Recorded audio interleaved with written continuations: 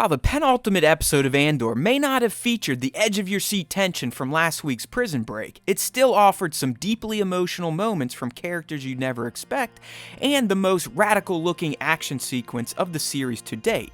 So, like all things Andor, it was still pretty gnarly. Unlike last week, which featured two incredible moments from the show's human cast, Episode 11's stars were of the mechanical variety.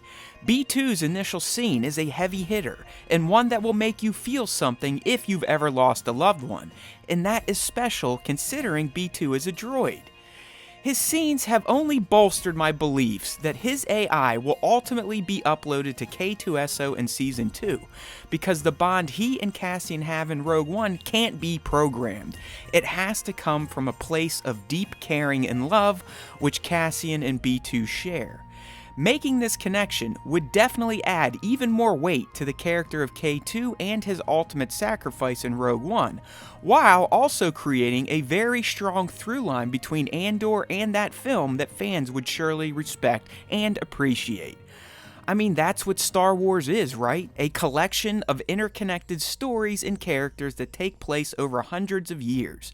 So if this theory pans out, Lord Gilroy truly does love us nerds after all. Sorry, speculation tangent. Now for the second mechanical star in this episode, and that award goes to Luthen's Fondor Hallcraft. What a piece of machinery to behold and see in battle.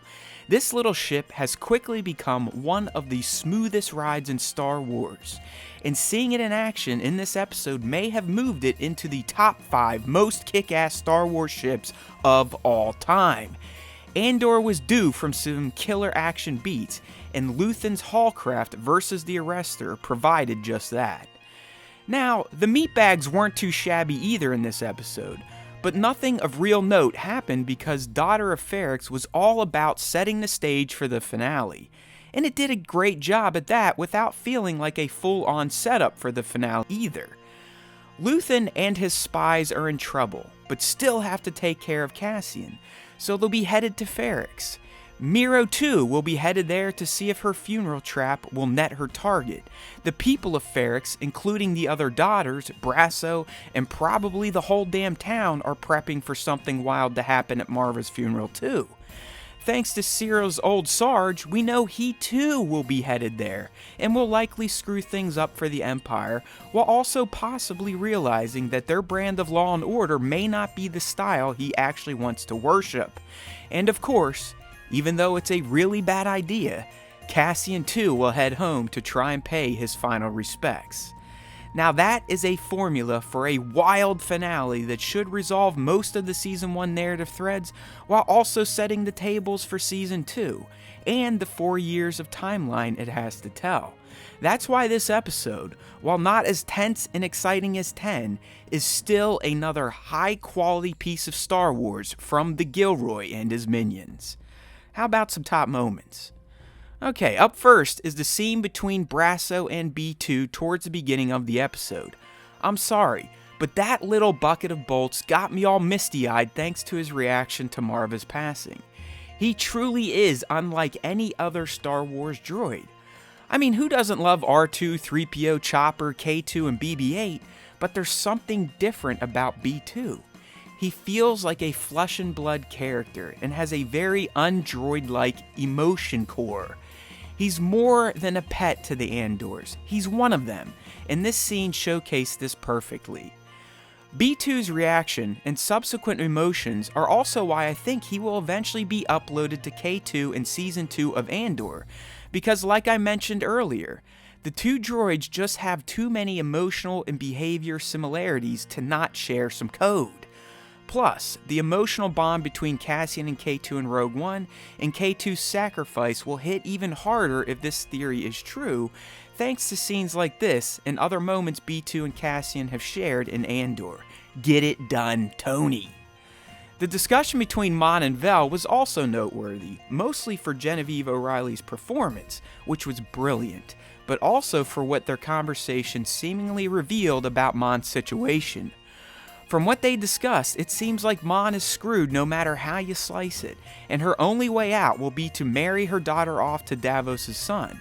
You could feel the weight of that choice on Mon's entire person, and while she may not seem like the type who'd go to those lengths for the greater good, it is seeming very likely now that she will have to agree to Davos's terms, and that will more than likely cost her Leda's love, if she had any left for her mother in the first place. Anytime Stellan is on screen, he's surely going to be part of a banger scene, and that was the case again with episode 11. In particular, his exchange with Saul was another great example of why Andor's slow burn and excellent writing are worth your time and energy. Watching Forrest and Stellan act together is a treat, but to be viewing it in a Star Wars property is a win for the franchise.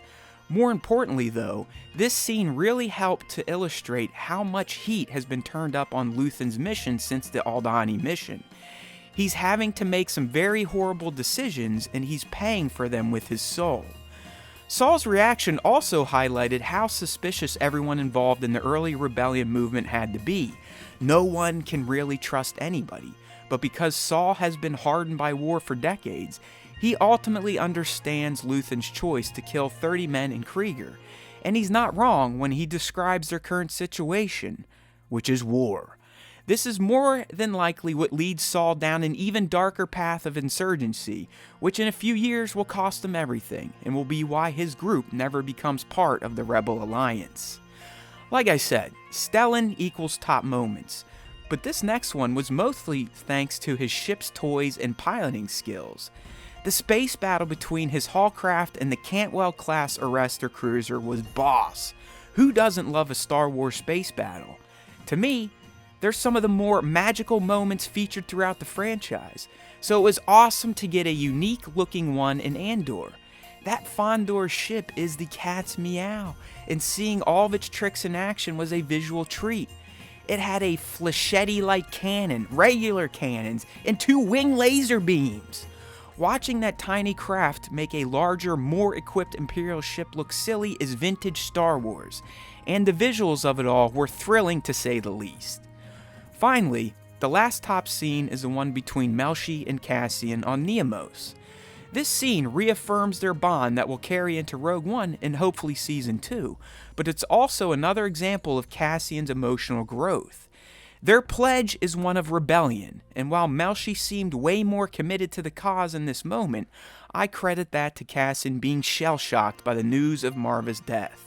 If anything, that news will only further compel him to rebel versus just being a survivor. He's learned much since he last left Marva on Ferrix, so scenes like this serve as clues to Cassian's shifting mindset and drive.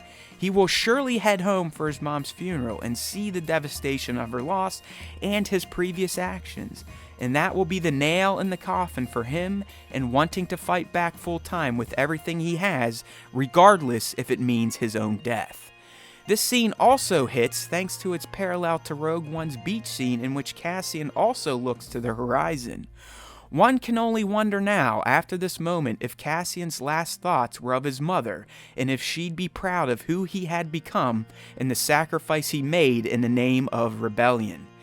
He did, after all, tell his friend to tell Marva that she'd be proud of him because of who he's become and what he's done. So you better bet her death, and whatever happens next, will cement his destiny as one of the Rebel Alliance's greatest heroes. Thanks for watching. If you enjoyed this video, please consider liking it and subbing to our YouTube channel. We'd also love for you to join in with our weekly Star Wars podcast. So use the links in this video's description or head to StarWarsTime.net to subscribe to the platform of your choice. There's always time for Star Wars time, my friends. And remember, if you listen to the Star Wars Time show, the Force will be with you, always.